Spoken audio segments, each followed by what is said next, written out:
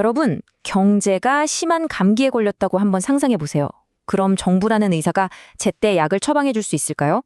근데 그보다 더 근본적인 문제가 있어요. 환자가 아프다는 사실 자체를 바로 알아차릴 수 있냐는 거죠.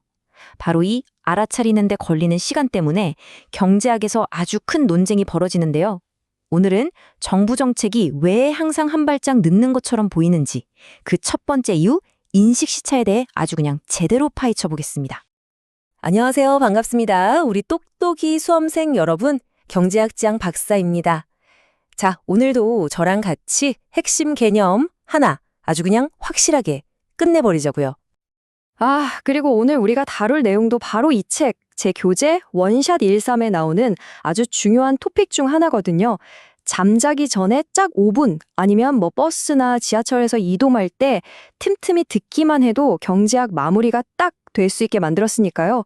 오늘 이 강의랑 같이 보시면 시너지 효과가 엄청날 겁니다. 자, 그럼 본격적으로 시작해 볼까요? 사람이 아프듯이 경제도 가끔 병에 걸리거든요. 우리가 이걸 경기 침체라고 부르죠. 뭐랄까, 경제가 심한 감기에 걸려서 열나고 기운이 하나도 없는 그런 상태? 생산도 소비도 다 꽁꽁 얼어붙어 버리는 겁니다. 우선 경제가 아주 건강할 때, 컨디션이 최상일 때를 한번 볼게요. 이걸 경제학에서는 이제로라는 점에서 장기 균형 상태라고 표현해요. 이때 생산량은 YF, 그러니까 완전 고용 수준까지 잠재력을 최대로 뿜어내고 있고 물가인 P제로도 아주 안정적이죠. 그야말로 모든 게 완벽한 가장 이상적인 상태라고 할 수 있습니다. 자, 그런데 말이죠. 이 완벽한 평화가 영원할까요? 그렇지가 않죠. 갑자기 사람들이 지갑을 닫아버리고 기업들이 투자를 확 줄여버리는 그런 부정적인 충격이 꽝 하고 터지면 어떻게 될까요? 우리 경제 과연 괜찮을까요? 총수요가 이렇게 팍 줄어버리면요. 균형점이 E0에서 E1으로 이동하게 됩니다. 생산량은 Y1으로 뚝 떨어지고 물가도 P1으로 내려앉았죠.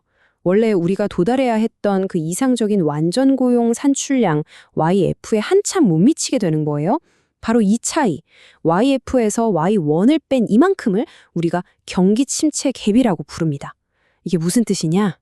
일자리는 줄고 사람들 주머니는 가벼워지고 경제가 이제 본격적으로 알아눕기 시작했다는 신호인 거죠. 자, 경제가 이렇게 아파서 끙끙 앓고 있는데 그럼 정부라는 의사가 짠 하고 나타나서 바로 주사를 넣어주고 약을 처방해 줄 수 있을까요? 안타깝게도 현실은 드라마가 아니죠. 이게 처방전이 나오기까지 꽤 시간이 걸려요. 그 첫 번째 관문이 바로 오늘 배울 인식시차라는 겁니다. 인식시차, 이게 뭐냐면요. 말 그대로예요. 경제에 문제가 땅 하고 터졌는데 정책을 만드는 사람들이 잠깐만, 지금 경제가 좀 이상한데? 하고 알아차리기까지 걸리는 시간. 바로 그겁니다. 그러니까 문제가 발생했다는 사실 자체를 인식하는 데에도 시간이 걸린다는 거죠. 좀 답답하죠. 아니, 왜 바로바로 모를까요? 왜 이런 시간이 필요한 걸까요? 자, 생각해 보세요. 우리가 병원에 가도 의사 선생님이 바로 진단을 내리나요? 아니죠. 엑스레이도 찍고 피검사도 하고 여러 데이터를 보잖아요. 경제도 똑같아요. GDP가 얼마인지, 실업률이 몇 %인지 이런 중요한 경제 데이터들이 실시간으로 뿅 하고 나오는 게 아니거든요. 보통 분기별 혹은 월별로 집계해서 발표하잖아요. 그러니까 그 데이터가 나올 때까지는 그냥 기다릴 수밖에 없는 거예요. 사실 정책이 만들어져서 효과를 보기까지는 크게 3가지 시간차가 있어요. 3단 콤보 같은 거죠. 첫 번째가 바로 오늘 배우는 인식시차. 문제구나 하고 알아차리는 시간. 그리고 두 번째는 실행시차예요. 이제 알았으니까 뭘 할지 막 회의하고 국회에서 토론하고 법 만들고 하는 시간이죠. 마지막 세 번째가 외부 시차인데 이건 정책이 실제로 우리 경제, 우리 삶에 영향을 미치기 시작하는 데까지 걸리는 시간이에요. 이 모든 것의 첫 단추, 바로 오늘의 주인공이 인식시차라는 겁니다. 제일 중요하겠죠? 자, 바로 이 시간차, 이 시차라는 것 때문에 경제학자들 사이에서 진짜 해묵은 논쟁이 하나 있어요. 아직도 결론이 안 난 논쟁이죠. 그게 뭐냐면 아니 이렇게 뒤늦게 알아챌 거면서 정부가 굳이 나서는 게 맞아? 하는 아주 근본적인 질문이에요. 아픈 경제, 그냥 스스로 낫게 둬야 할까요? 아니면 늦더라도 정부가 적극적으로 치료를 해야 할까요? 자, 여러분이 만약에 정책 결정자라면 어떻게 하시겠어요? 한번 생각해 보세요. 경제는 스스로 치유할 힘이 있어. 가만히 냅두자. 이렇게 믿고 기다려야 할까요? 아니면, 아니야, 당장 일자리를 잃고 힘들어하는 사람들이 있는데 어떻게 그냥 봐. 뭐라도 해야지. 하고 나서야 할까요? 와, 어렵죠? 이게 바로 이 논쟁의 핵심입니다. 적극적 정책을 주장하는 쪽은 이렇게 얘기해요.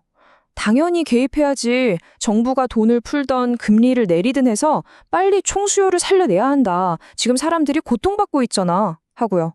그런데 소극적 정책을 주장하는 쪽은 고개를 절레절레 흔들면서 경고하죠.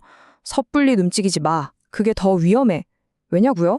이 시차 때문이에요. 정부가 한참 뒤에야 자, 약 처방 나왔습니다 하고 나타났는데 그때쯤이면 경제가 이미 스스로 낫고 있을 수 있다는 거예요. 거의 다 나은 감기 환자한테 독한 항생제를 먹이는 꼴이랄까요? 타이밍이 안 맞으면 오히려 멀쩡한 경제를 더 어지럽힐 수 있으니 그냥 시장이 알아서 하도록 내버려 두는 게 최선이라는 주장인 거죠. 자, 그럼 오늘 배운 내용 머릿속에 쏙쏙 들어오게 핵심만 딱딱 짚어서 정리 한번 해볼게요. 그리고 마지막으로 우리 수험생 여러분께 꼭 드리고 싶은 응원의 메시지도 있으니까 끝까지 집중해주세요. 오늘 이야기의 흐름, 딱 3가지만 기억하시면 돼요. 첫째, 경제가 외부 충격으로 경기 침체라는 병에 걸린다. 둘째, 정부가 이 병을 알아차리는데 인식 시차 때문에 시간이 걸린다. 그리고 셋째, 바로 그 시간차 때문에 정부가 나서야 돼, 말아야 돼 하는 큰 싸움이 벌어진다. 어때요? 이 연결고리 이제 확실히 이해되시죠? 이게 핵심입니다. 우리 수험생 여러분들, 경제학 진짜 공부하다 보면 가끔 벽에 부딪히는 것 같고 막막하게 느껴질 때가 있죠. 저도 다 압니다. 하지만 오늘 배운 이 개념처럼요, 아무리 복잡해 보이는 문제도 이렇게 하나씩 차근차근 단계를 밟아가다 보면 반드시 끝이 보여요. 정복할 수 있습니다. 그러니까 절대 포기하지 마세요.